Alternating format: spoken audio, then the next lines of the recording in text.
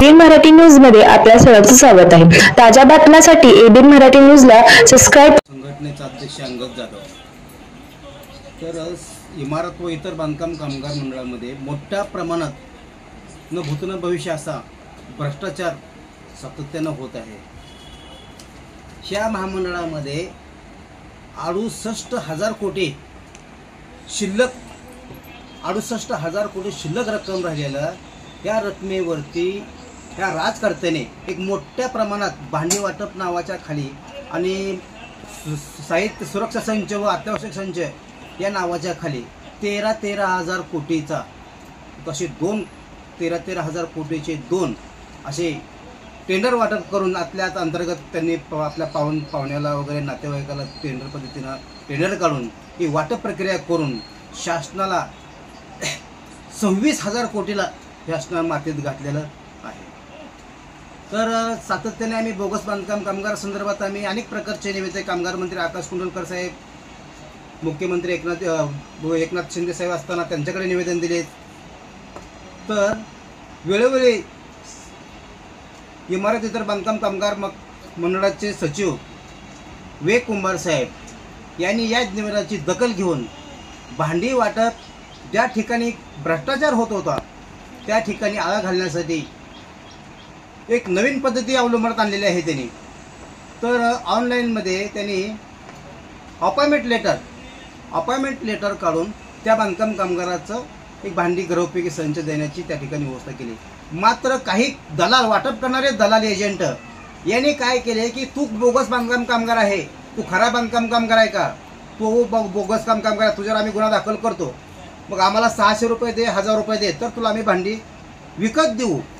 ही भांडी विकत देण्याची प्रक्रिया अनेक प्रकारात अनेक दिवसापासून चालू असल्याने याच्याकडे शासनाचं पूर्णपणे 1001% दुर्लक्ष ही शासन करत असल्याचं निदर्शनात येत आहे।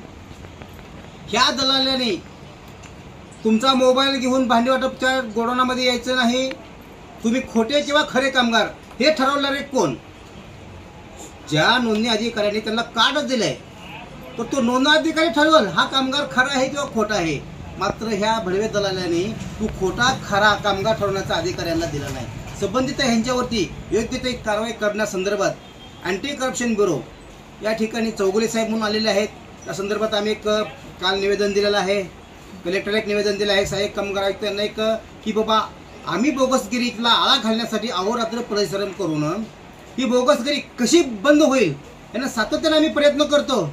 मात्र सहाय्यक कामगार आयुक्त ह्याच्या बोगसगिरीकडे डोळा झाकपणे शांत बसून ऑफिसमध्ये भूमिका बजावत आहे। तर ह्या ठेकेदाराचा भांडीवाटप ठेकेदाराचा चाव चाललेला आहे की मला 1000 द्या, 1500 द्या। शासकीय मूल्याचं कुठेही विक्री होऊ शकत नाही। तर काही ठिकाणी आम्ही ज्यावेळेस आम्हाला निदर्शनास आलं की काही खाजगी ठिकाणी बरं शासनाने एक ठिकाणी तुम्हाला गोडाऊन दिलेलं आहे, एक ठिकाणी गोडाऊन दिलेलं असताना तुम्हाला खाजगी घरामध्ये 3,000 संच सुरक्षा घरोपयोगी संच 3,000 संच उघडकीस आम्ही आणून दिलेला आहे। त्याच्यावर सुद्धा कामगार आयुक्तांनी कुठलीही दखल घेतली नाही। परवा एक विशेष समिती, एक दक्षता पथक एक शासनाला नियुक्ती केलेला आहे।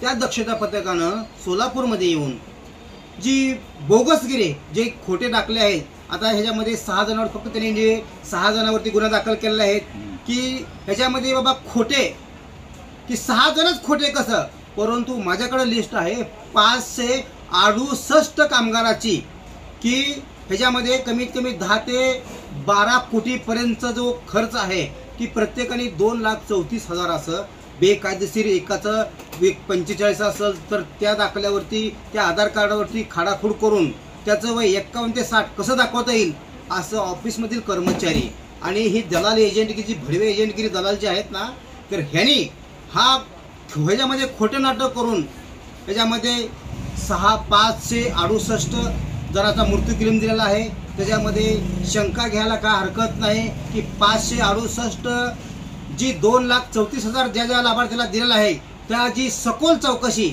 त्या शासनाने केली पाहिजे।